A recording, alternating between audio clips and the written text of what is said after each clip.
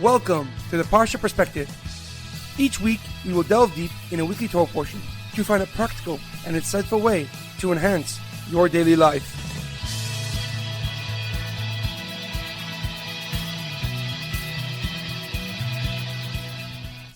Thank you for tuning in.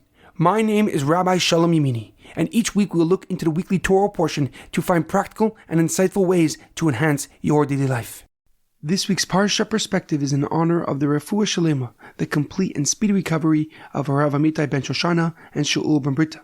This week's Parsha Perspective is in loving memory of Edward Ben Efraim, Shlomo Ben Edward, and Yirachmiel Daniel Ben Gedalia. May their souls be uplifted and may their memories be a blessing. This week's Torah portion is Parshas Ki Tisa, Coin of Fire. Our Parsha has the story of perhaps the biggest lapse of judgment in Jewish history. A sin that caused God to want to destroy the Jewish nation.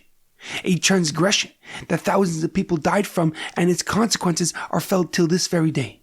The Egel, the sin of the golden calf. The story began at the end of last week's Torah portion when God called Moshe Rabbeinu up the mountain after the giving of the Torah. He was to stay on the mountain for 40 days and 40 nights to study the Torah, learn it, and then teach it to the Jewish nation. But while Moshe was on the mountain, some people intentionally miscalculated his return date, and then they convinced other people that Moshe Rabbeinu died.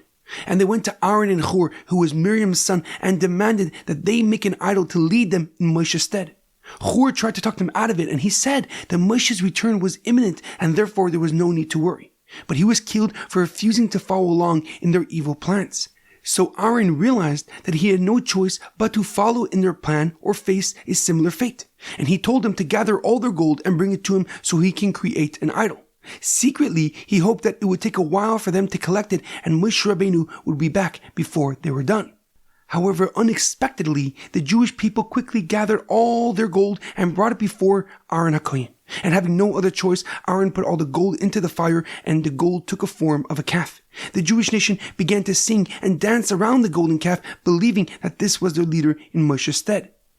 And on the mountain, Hashem saw what the Jewish people were doing and told Moshe Rabbeinu to go down to them. Moshe Rabbeinu took the two luchos and headed down the mountain, and as he came closer, he saw the golden calf and the people dancing around it. The luchos he was holding suddenly became very heavy, and he threw them to the ground, shattering them instantly. Moshe Rabbeinu then came to the golden calf, burnt it, and grounded it into a fine powder.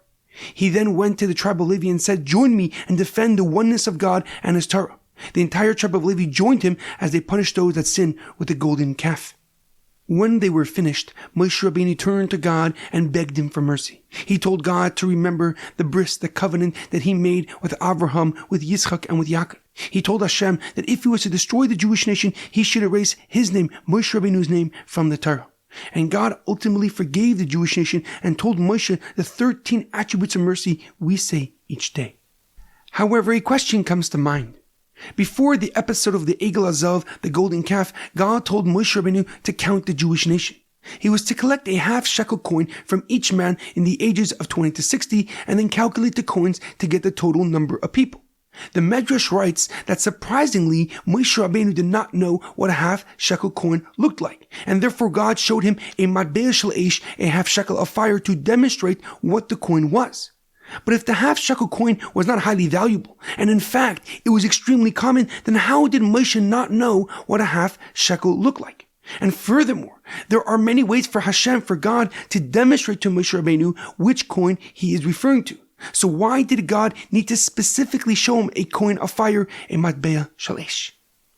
Rashi on this pasuk, Rav Shlomo Yitzchaki, the leading commentary on the Torah, answers this question by explaining that the half shekel was weight-based, meaning the pasuk writes, "Machzitz shekel b'shekel hakodesh," a half shekel by sanctuary weight. Rashi writes that there was different measurements for different type of half shekels. There was a shekel of sanctuary weight, which was 20 gera, and then there was a regular half shekel. And therefore Moshe Rabbeinu wanted to be certain about which coin he was to collect. He was to collect a half shekel b'shekel hakodesh of sanctuary weight. However, the Rabbeinu Bachaya, Rav Bachya ben Asher, a famous Spanish commentary, gives a deeper and more profound explanation. He writes that Moshe Rabbeinu's confusion was not about the coin itself, but rather about its purpose and its value. Meaning Moshe Rabbeinu did not understand how an insignificant coin like the half shekel could be of utmost importance to God. And therefore God showed him a fiery vision of the coins to indicate that there was a deeper purpose and deeper meaning. The Rabbeinu Bechaya explains that the significance of the half shekel of fire is that we are not complete without God in our life. We are only a half a shekel. No matter how successful or knowledgeable we are, we become indistinguishable from the masses without a space for God's holiness. We do not accomplish our singular purpose, nor do we leave a legacy fitting the uniqueness of our soul. Yet, when we consciously make room for the light of God to illuminate our lives, we begin to see the gravity behind the smallest detail. How a seemingly small act of kindness can drastically change a person's life. How the Torah, the wisdom of Hashem, is practical and necessary now more than ever. But most importantly, we see how the universe is not complete without each of us in it. And in our daily life, if we cease to grow thinking that we know it all, the path to our undoing is never more defined. For the world is dynamic and ever-changing, and in our day and age, that shift happens even faster. Yet if we build a solid foundation of knowledge and self-awareness, we can add and subtract as needed to maintain our achievement in an ever-evolving world. There's an amazing quote that I once read. The greatest enemy of success is not ignorance, it is the illusion of knowledge. Have a great weekend and good Shabbos.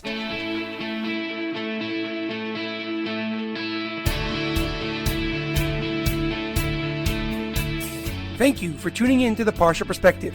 Check out our website, theparshaperspective.com. Send thoughts and comments to theparshaperspective@gmail.com. Till next time, thanks for listening.